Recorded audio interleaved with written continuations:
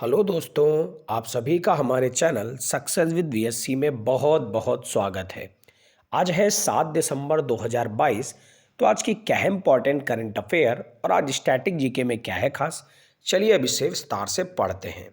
तो आज की पहली न्यूज़ स्क्रीन पर आ चुकी है।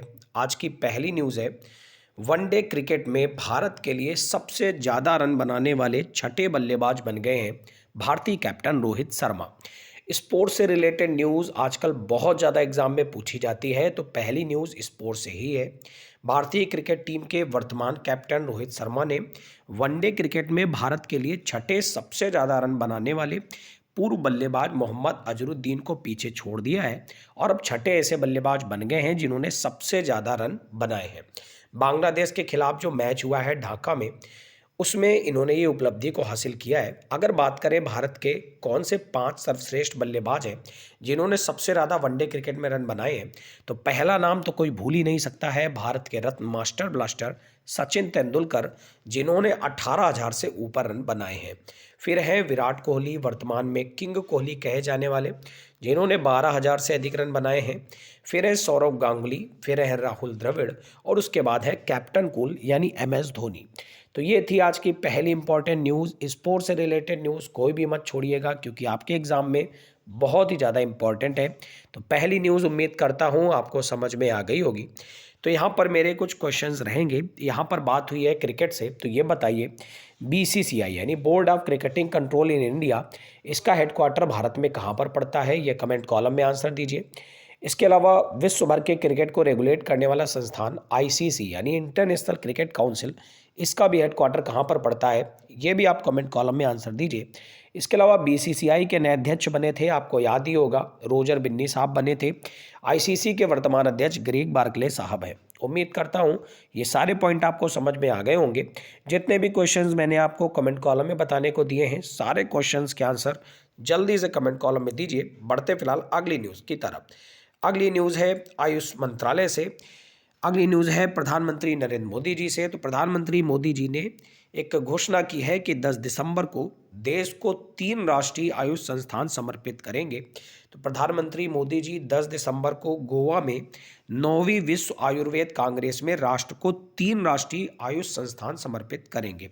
इन 3 संस्थानों में पहला होगा गोवा में अखिल भारतीय आयुर्वेद संस्थान, फिर होगा गाजियाबाद में राष्ट्रीय यूनानी चिकित्सा संस्थान और तीसरा होगा दिल्ली में राष्ट्रीय होम्योपैथी संस्थान। वे अनुसंधान को और अधिक मजबूत करेंगे और सस्ती आयुष सेवाओं की सुविधा प्रदान करेंगे। तो एक तरीके से बोल सकते हैं कि हमारे देश में आयुष मिनिस्ट्री द्वारा और प्रधानमंत्री मोदी जी द्वारा ये बड़ा कदम उठाया गया है। तो चलिए कमेंट कॉलम में बताइए हमारे देश का आयुष मंत्रालय किसके पास है, कौन है इसके मिनिस्टर? जल्दी से कमेंट कॉलम में आंसर दीजिए।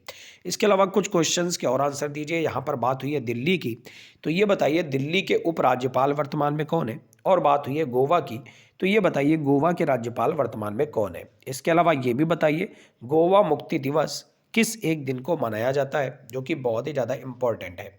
अब हमारे प्रधानमंत्री जी नरेंद्र मोदी हैं, किस एक नंबर के प्रधानमंत्री हैं, ये भी आप कमेंट कॉलम में बताइए। इसके अलावा ये भी बताइए हमारे देश की नई राष्ट्रपति यानी द्रौपदी मुर्मू जी किस नंबर की हैं और हमारे देश के नए उपराष्ट्रपति जगदीप धनखड़ साहब किस नंबर के हैं। इन सारे क्वेश्चंस के आंसर आप कमेंट कॉलम में जल्दी से बताइए। बढ़ते फिलहाल अगली इंपॉर्टेंट न्यूज़ की तरफ। अगली न्यूज़ है गौतम अडानी बने हैं Forbes Asia heroes of philanthropy सूची में टॉप पर। तो गौतम अडानी के लिए फोर्ब्स एशिया के सबसे उदार परोपकारी लोगों की सूची में शामिल 3 भारतीय अरबपतियों में से एक हैं। कौन कौन इसमें शामिल हैं? तो एक शामिल है शिवनादर मल्होत्रा और दूसरे हैं अशोक सूटा। इसके साथ ही साथ मलेशियाई भारतीय व्यवसायी ब्रह्मल वासुदेवन और उनकी वकील पत्नी शांति कंडिया अडानी के साथ सूची के 16वें संस्करण में शामिल हुए हैं। अडानी की 60,000 करोड़ रुपए की प्रतिज्ञा उन्हें भारत के सबसे उदार परोपकारी लोगों में से एक बनाती है। तो इम्पॉर्टेंट रहेगा आपके लिए, आपको पता ही है गौतम अडानी अडानी ग्रुप के चेयरमैन है। तो यहाँ पर अगर कुछ संस्थाओं की बात करें तो ये बताइए इन्फोसिस के चेयरमैन वर्तमान में कौन है? इसके अलावा ये भी बताइए रिलायंस इंडस्ट्रीज लिमिटेड के चेयरमैन कौन है?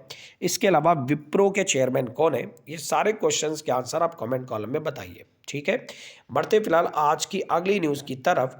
आज की अगली न्यूज़ है वर्ल्ड बैंक से। तो वर्ल्ड बैंक ने भारत की जीडीपी वृद्धि का अनुमान बढ़ाकर 6.9% कर दिया है 2022-23 के लिए। तो विश्व बैंक के अनुसार भारतीय अर्थव्यवस्था 2022-23 में 6.9% की दर से बढ़ेगी, जिसका अक्टूबर 2022 में 6.5% के दर से बढ़ने का अनुमान लगाया गया था।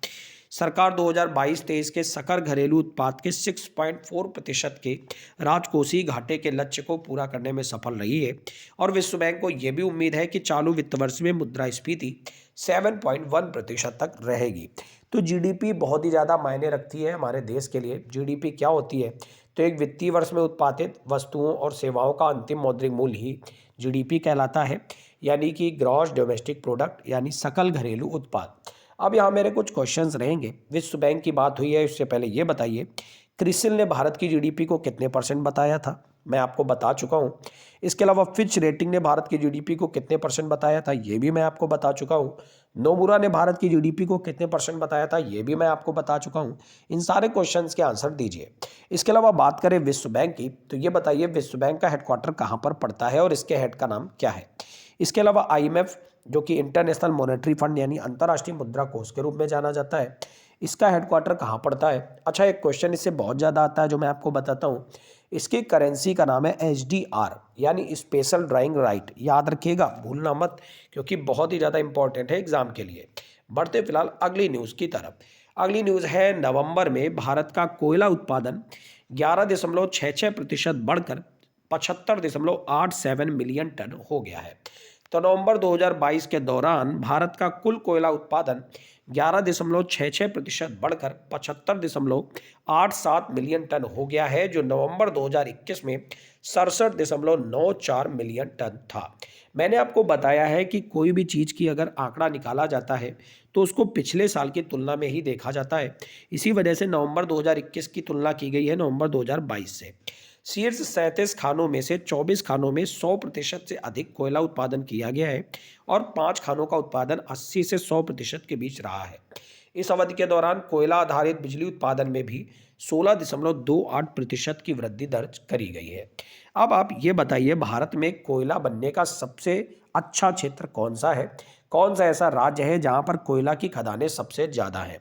इसके अलावा ये भी कमेंट कॉल में बताइए भारत के वर्तमान में ऊर्जा मंत्री और कोयला मंत्रालय के पद पर कौन बरकरार है? ये कमेंट कॉलम में आंसर दीजिए। अगर बात करें कुछ मंत्रालयों की, तो क्या आप जानते हैं वर्तमान समय में रक्षा मंत्री के पद पर कौन है? तो ये है राजनाथ सिंह। अगर बात करें वर्तमान समय में कौन है गृह मंत्री, तो ये है अमित शाह। अगर बात करें वर्तमान में वित्त मंत्री कौन है, तो ये है निर्मला सीतारमण जी। वर्तमान में road transport and highway ministry किसके पास है? तो यह है नितिन गडकरी साहब के पास। वर्तमान में अश्विनी वैष्णव के पास कौन सा मंत्रालय है? तो यह है रेलवे मंत्रालय। इसके अलावा बात करें भारत का सबसे नया मंत्रालय कौन सा है, तो यह है शिक्षा मंत्रालय, जिसके प्रमुख हैं धर्मेंद्र प्रधान। शिक्षा मंत्रालय का पहले नाम एचआरडी मिनिस्ट्री यानी हुआ करता था, यानी मानव संसाधन विकास मंत्रालय हुआ करता था। और भारत का सबसे नया मंत्रालय कौन सा है, तो ये वाटर रिसोर्स मिनिस्ट्री है, यानी जल शक्ति मंत्रालय, जिसके प्रमुख है वर्तमान समय में गजेंद्र सिंह शेखावत। तो चलिए आपके लिए भी एक क्वेश्चन रहेगा, सिविल एविएशन मिनिस्टर वर्तमान समय में कौन है, यानी नागरिक उड्डयन मंत्रालय किसके पास है? कमेंट कॉलम में सारे क्वेश्चंस के आंसर आप छाप दीजिए। बढ़ते अगली न्यूज़ की तरफ।